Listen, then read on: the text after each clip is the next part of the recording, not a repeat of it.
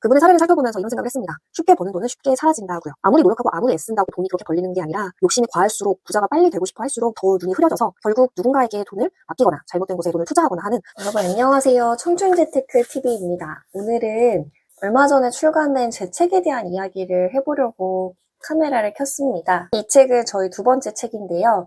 매일 돈 버는 사람들이라는 좀 더 돈과 사람에 관련된 구체적인 사례가 담겨있는 책을 출간하게 되었습니다. 저는 은행에서 근무하기 전엔 은행이 굉장히 가기 힘든 곳 중 하나였어요. 일단 딱 입구에 들어가면 앉아 계신 그 직원분들이 다 저를 쳐다보는 것만 같고 직원분들한테 뭔가 내가 이 경제 지식이 없다는 걸 들키는 것 같아서 좀 창피하기도 했고요. 그리고 워낙에 다들 바쁘니까 상담을 깊게 해주시긴 어렵겠구나 그런 생각이 종종 있었던 것 같습니다. 그런데 막상 제가 은행에서 근무를 해보니까 어떤 업무의 경우는 손님과 깊은 이야기를 많이 나누면서 이 손님의 재정 상태나 이 손님의 부채 현황, 이 손님의 가족관계 이런 것들을 파악을 하면서 이 손님에게 맞는 상품을 추천해 줄 수도 있겠구나라는 생각을 하게 되었고요. 그리고 또 하나는 은행에서 만난 이 VIP 손님들, 이분들은 어떻게 이렇게 부를 일구셨을까? 이런 궁금증들을 고객분들과 대화를 나누면서 제 나름대로 답을 내리고 부자가 될 수 있는 방법에 대해서 쓴 책이라고 보시면 될 것 같습니다.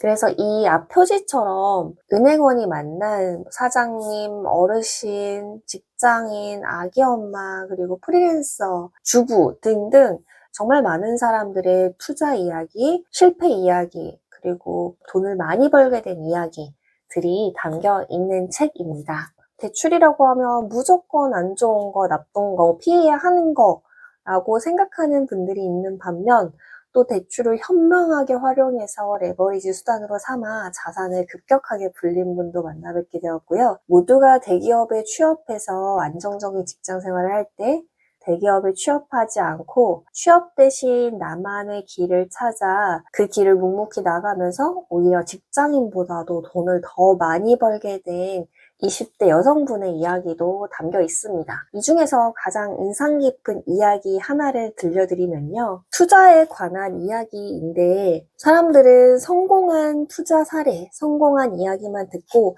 아, 그렇게 되고 싶다라는 생각을 주로 하는데요. 사실 우리가 더 알아야 할 것은 성공하는 사례뿐 아니라 실패한 경험담을 통해서 똑같은 실패를 저지르지 않는 것, 똑같은 실수를 하지 않는 것이라고 생각을 해요. 이 책에는 70대 어르신의 이야기가 나오는데요. 이 어르신은 몇 년 전에 주변인들로부터 추천을 받아서 신도시에 상가를 구입을 하셨고 상가를 구입하는 분들이 대부분 그렇듯 상가담보대출을 약 6억 정도 받으신 상황이었습니다. 어르신께서 대출 금액이 얼마고 금리가 얼마고 한 달 이자가 얼마나 가는지 등등에 대해서 저에게 물으셨는데요. 그렇게 이런저런 이야기를 하다 보니 이분의 사연이 참 안타깝더라고요.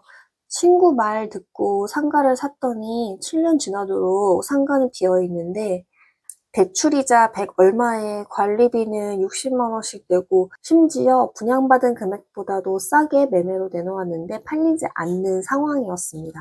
여러분도 혹시 지하철 같은 데서 500만 원으로 내 집 마련하기, 1000만 원으로 내 집 마련하기 이런 종이 쪽지에 테이프가 붙여져 있는 경우 본 적 있으신가요? 그런 것들 보면은 나도 저렇게 노후 준비할 수 있지 않을까? 라는 생각을 하는 분들도 계실 것 같아요. 실제로 그렇게 사기를 당하는 분들이 계시기 때문에 그런 전단지가 계속해서 붙어 있는 거라고도 생각을 하고요. 그분의 사례를 살펴보면서 이런 생각을 했습니다.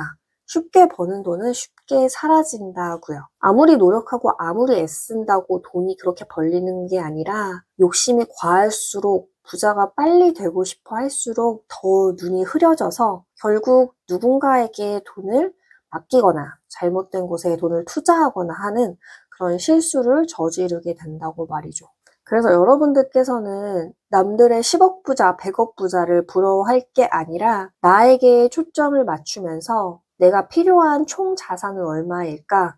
내가 생각하는 부자의 기준은 무엇일까? 이 돈그릇을 채울 수 있는 그런 질문을 스스로에게 많이 해보셨으면 좋겠다라는 생각에서 이 챕터에 글을 쓰게 되었습니다. 또 이 책에는 챕터마다 돈과 관련된 책 소개가 있는데요.